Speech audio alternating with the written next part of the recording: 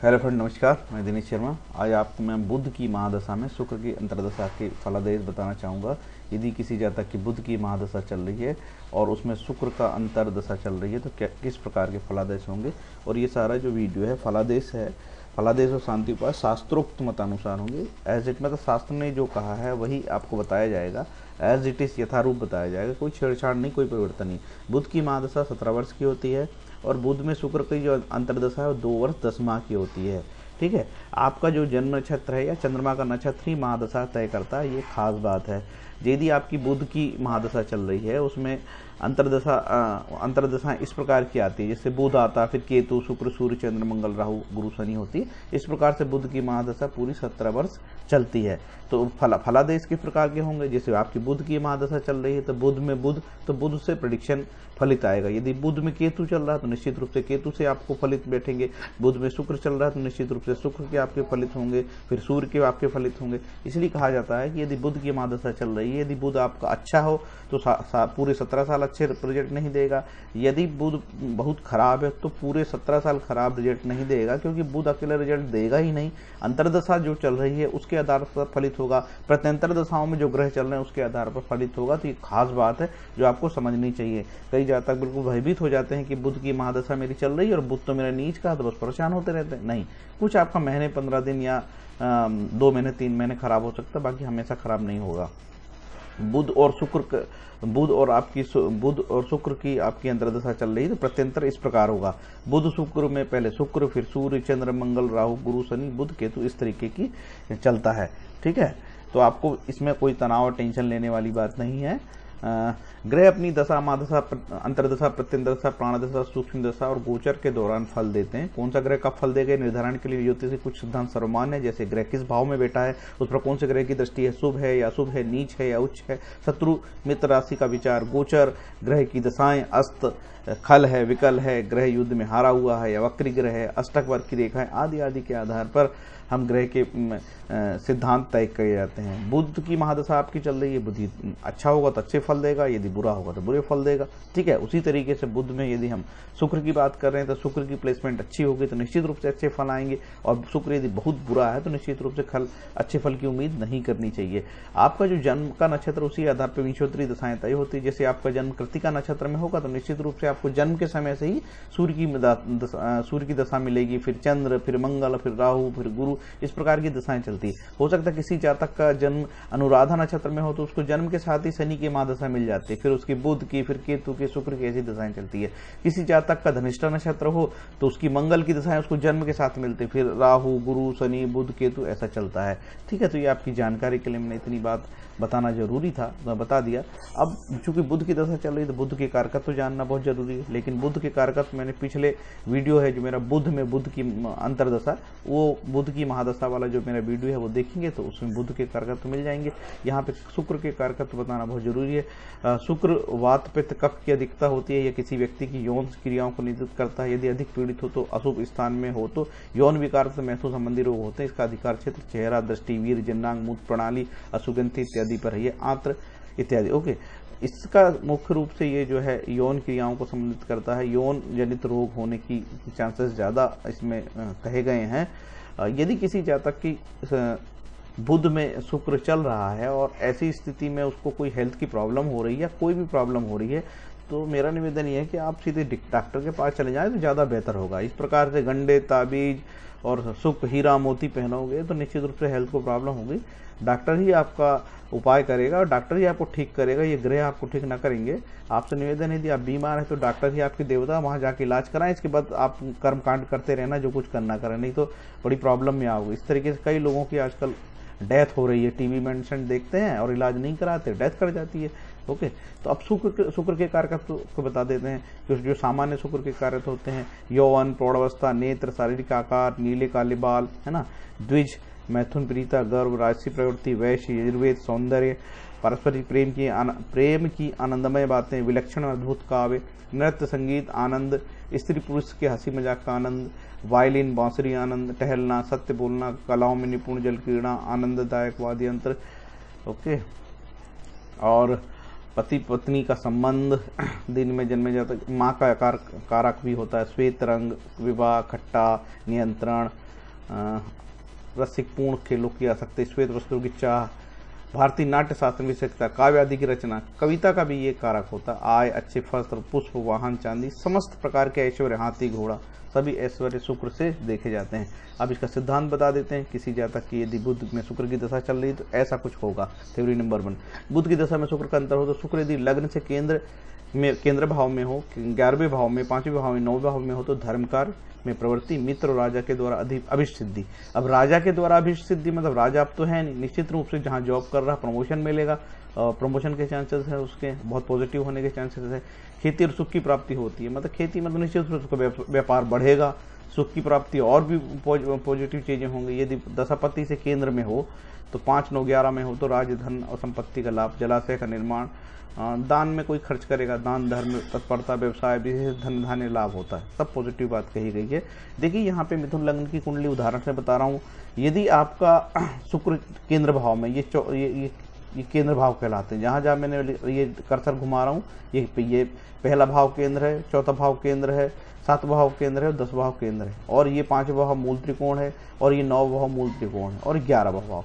ऐसी जगह यदि शुक्र है तो अच्छी प्लेसमेंट में तो अच्छे फल देगा। और आप दशापति से भी कह रहा, मान के चलो आपको यहाँ पे दशापति के लिए आपको बुध की कुंडली बनाना पड़ेगी। यदि आपकी बुध की वहां दशा चल रही तो बुध ही यहाँ दशापति कहलाएगा। बुध में शुक्र चल रहा है तो बुध से कुंडली बना के देख लीजिए, और यदि केंद्र और त्रिकोण में है, अच्छी स्थान पे है, तो निश्चित रूप से वो फायदा देगा। 5वें, 9वें, 11वें भाव में है यदि बुध से भी शुक्र तो अच्छे फल देगा, उसमें कोई शक नहीं है।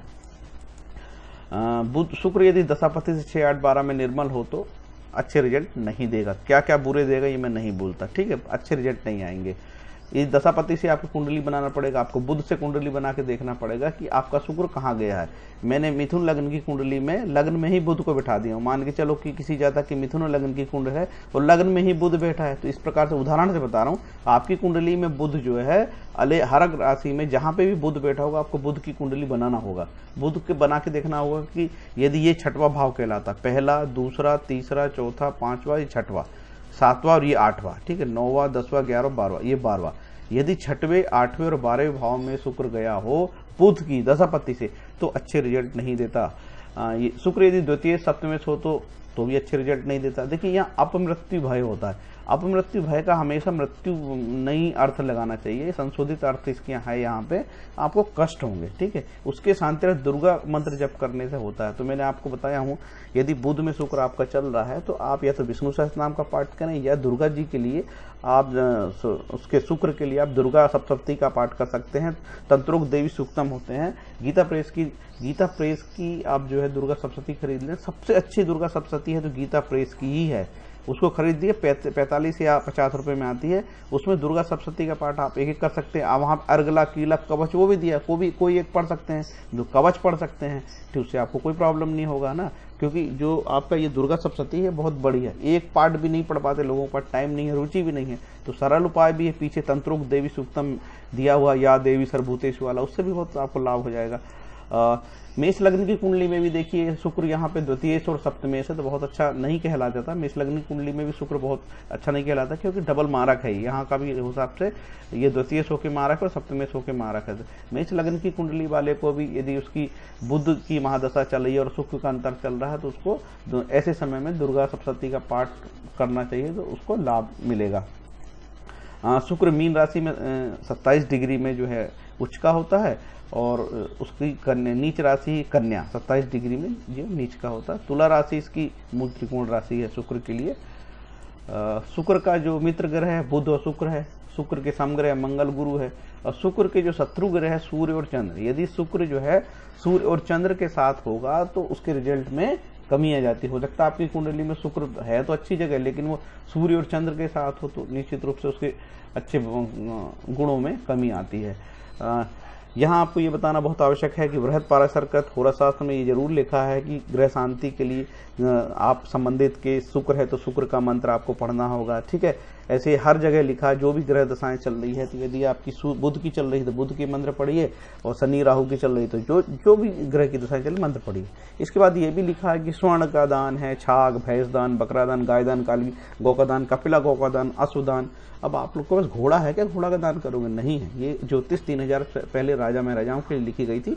आप गरीब आदमी है तो थोड़ा समझ के करिए। गरीब आदमी को दान देने की जरूरत नहीं है, बहुत सक्षम लोग हैं, करोड़पति लोग हैं, उनको दान देने की जरूरत नहीं। एक छोटा सा शिक्षक बेचारा 5-10 हजार रुपये कमाता है, प्राइवेट स्कूल में पढ़ाता होगा, उसको प्रॉब्लम हो गई तो वो उससे भी दान करवा रहे हैं ब्राह्मण लोग। शर्म आना चाहिए दुष्टों को।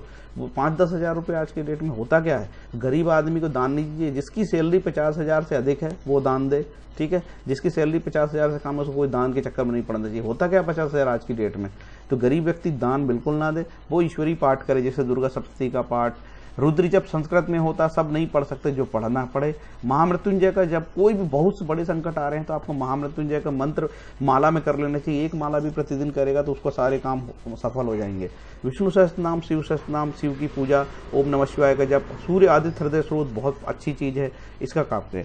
दान आर्थिक रूप से संपन्न वर्ग के लिए कहा गया, गरीब को कोई दान की आवश्यकता नहीं है। यदि यह खास बात आपको हमेशा याद रखना होगा तथा यह सभी को बताना भी होगा, ताकि कर्मकांडी ब्राह्मण की लूटपाट से आम जनता को बचाया जा सके। चूंकि आपकी बुध में शुक्र की चल रही है तो शुक्र के लिए मंत्र है, और 16,000 बार पढ़ने को कहा गया है। ओम द्राम द्रीम द्रोम सा शुक्राय नमः। ओ एक छोटा मंत्र भी है, ओम शोम शुक्राय नमः, इसका भी आप कर सकते हैं, तो इससे भी आपको ग्रह शांति होगी। सवाल यह है, ग्रह शांति ईश्वरी प्रार्थना से होती है, भगवानों को चंदा देने से, बड़े बड़े यज्ञ करने से ग्रह शांति नहीं होती। ये तो ब्राह्मण कर्मकांडियों ने बहुत बड़ा व्यापार लूटपाट के लिए बनाया है। तो आपको यदि लूटना है तो करो, जैसा ब्राह्मण बताते हैं वैसे लूटो, हमारा क्या जाता है। आपकी समृद्धि है, आपकी सफलता का रहस्य आपके द्वारा किए गए प्रयास पर निर्भर है। आपका कर्म ही आपकी सफलता तय करेगा। सूर्य चांद सितारे आपको पूर्णतः भाग्यवादी बना देंगे। आप निश्चित असफल हो जाएंगे, क्योंकि यह ज्योतिष विद्या राजा महाराजा और द्विज जाति यानी ब्राह्मण क्षत्रिय वैश्य के लिए थी। ब्राह्मण कर्मकांडियों ने अपने लाभ के लिए यह सब आप पर भी थोप दिया। यह विद्या पवित्र महान थी, लेकिन गलत हाथों में पड़कर बदनाम हो गई। आज भी जब मंदिरों पर कब्जा करना हो तो कर्मकांडी तत्काल कह देता है कि यह अधिकार हमारा है, हम ही भगवान के अधिकृत एजेंट है। क्या आज से 3000 साल पहले लिखी ज्योतिष विद्या गरीब मजदूरी पेशा के लिए लिखी गई थी? यह बात बिल्कुल गलत है। अतः यह बात सिद्ध है कि यह विद्या केवल द्विज जाति यानी ब्राह्मण क्षत्रिय वैश्य के लिए थी, अन्य जातीय मजदूरी पेशा गरीब लोगों के लिए नहीं है। अतः यदि आप फिर भी मान रहे हैं तो उसे संशोधित करके ही मानिए, काल परिस्थिति के अनुसार मानिए। राजा लोग स्वर्ण की मूर्ति बना के पूजा करेंगे, आप लोग विष्णु सहस्त्र नाम का पाठ कर लीजिए, आप दुर्गा सप्तशती का पाठ कर लीजिए, शिव सहस्त्र नाम का पाठ कर लीजिए, ओम नमः शिवाय का जप कर लीजिए, ओम त्र्यंबकम यजामहे का जप कर लीजिए। पैसा खर्च नहीं करना है, 1 रुपये भी खर्च करने की जरूरत नहीं है। भगवान भक्ति से सारे ग्रह प्रसन्न होकर नाचते और पृथ्वी माता मुदित होकर नृत्य करती। सारे ऋण जैसे मातृ ऋण, पितृ ऋण, देव ऋण सभी से मुक्ति हो जाती है। नारद भक्ति सूत्र श्लोक 69 से 71 तक ये बात है। श्रीमद् भागवत में भी ऐसा श्लोक आया है। 11वें स्कंद के 5वां अध्याय का 41वां श्लोक में पढ़ोगे तो जो व्यक्ति भगवान की पूजा आराधना किसी भी रूप में करता हो, कोई भी मंत्र हो सकता है, उसकी ग्रह शांति होती है, उसको कोई प्रॉब्लम नहीं होता। मार्केट का जो पंडित आपको ऐसा नहीं बताएगा, क्योंकि उसके साथ उसका पेट जुड़ा हुआ है। जो प्रतियोगिता, जो जातक कभी कभी ऐसा भी होता है, जो जातक परेशान होते हैं वो लगातार ढेर सारी पूजाएं एक साथ करते हैं। आपसे निवेदन है ऐसा ना करें। आप जो रूटीन में कर रहे हैं करिए, और रूटीन में जो कर रहे हैं करना करिए, उसमें कोई प्रॉब्लम नहीं। लेकिन आपके जैसे बुध में शुक्र चल रही है तो थोड़ा दुर्गा सप्तशती का पाठ वाला जो चैप्टर वो जोड़ लीजिए बस। बाकी जो स्टूडेंट प्रतियोगिता वाले छात्र हैं उनसे निवेदन है कि आप ऐसे सूर्य शनि मंगल के चक्कर में पढ़ोगे तो फेल होना तय है। आप इस चक्कर में ना पढ़िए, आप अपना केवल पढ़ाई करिए। आपका सिलेबस ही आपका देव है, अच्छी मन लगा के पढ़िए, सिलेबस के एक लाइन देखिए, उसमें सफलता मिलेगी। गरीब व्यक्ति दान ना करें, जो आर्थिक रूप से संपन्न है वही दान करें। गर्भवती माता किशोरी बालिका से निवेदन है कि व्रत ना करें, केवल वो नवग्रह का स्त्रोत या दुर्गा सप्तशती का पहला अध्याय, दुर्गा सप्तशती के 13 अध्याय सभी लोग नहीं पढ़ सकते पूरी, तो उसको आधा आधा पढ़ लें, पहले एक अध्याय पढ़ लें फिर दूसरा, इस तरीके से पढ़ सकते हैं। नवग्रह स्त्रोत एक ऐसा विकल्प है जिसके बारे में कहा गया है कि नवग्रह के स्त्रोत पढ़ने से पूरे नवग्रह की शांति होती है। कर्मकांडी ब्राह्मण ये बात नहीं बताते, उनके धंधे चौपट हो जाएंगे करके। सीधी सीधी बात है, ईश्वर भक्ति करने से, ईश्वर की प्रार्थना करने से सभी ग्रहों की शांति होती, पैसे नहीं लगते। क्योंकि हमारे हिंदू भगवान पैसे के लुटेरे नहीं थे, ये ब्राह्मणों ने ऐसा माहौल फैलाया कि हर जगह दक्षिणा, हर जगह पैसा, पैसे से ही भगवान, हिंदुओं का भगवान खुश होता है। यदि ऐसा होता तो हिंदुओं का भगवान तो बहुत खराब है, जो हर बात में पैसे मांगता। नहीं, हमारे भगवान खराब नहीं थे, हमारे जो पुरोहित कर्मकांडी ब्राह्मण हैं, इन लोगों ने व्यापार करने के लिए सब किया, नहीं तो ये भूखे मर जाएंगे। और आज भी उनका पेट उसी से चल रहा है। देखिए विष्णु सहस्त्र नाम, विष्णु सहस्त्र नाम बहुत अच्छा विकल्प है, क्योंकि आपकी बुद्ध की महादशा चल रही है ना, तो इतने लंबे 17 वर्ष तक चलेगी तो बढ़िया है, उसको अपनी नियमित पूजा में रख लीजिए विष्णु सहस्त्र नाम। लगभग 8 या 9 बार ऋषि पार्षद ने कहा है कि जिसकी ग्रह दशाएं खराब चलती थी, विष्णु सहस्त्र नाम का पाठ करना, शिव सहस्त्र नाम का पाठ करना, तो बहुत अच्छा विकल्प है। फ्रेंड्स, यदि आपको मेरा ये वीडियो पसंद आया हो, जरूर इसको सब्सक्राइब करिए। सब्सक्राइब करने के बाद ये घंटी है, इसमें क्लिक करिए, नोटिफिकेशन पे क्लिक करेंगे तो मेरे नए वीडियो आपको की सूचना आपको मिलेगी, जिससे कि पता लगेगा कि मेरे द्वारा क्या नया वीडियो लगाया है। आपसे निवेदन है कि मेरा वीडियो आपको अच्छा लगा हो तो उसको सब्सक्राइब करिए और लाइक करिए। Thank you.